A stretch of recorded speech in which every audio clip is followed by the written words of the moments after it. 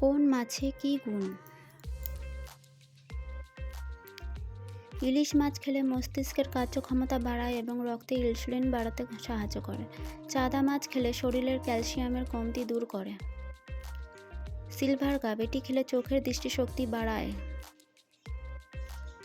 বাটা মাছ এটি খেলে নার্ভের সমস্যা দূর করে এবং রক্তচাপের নিয়ন্ত্রণ করে। ফলই মাছ এটি খেলে রক্তের স্বল্পতা দূর করে এবং ভিটামিনের অভাব দূর করে।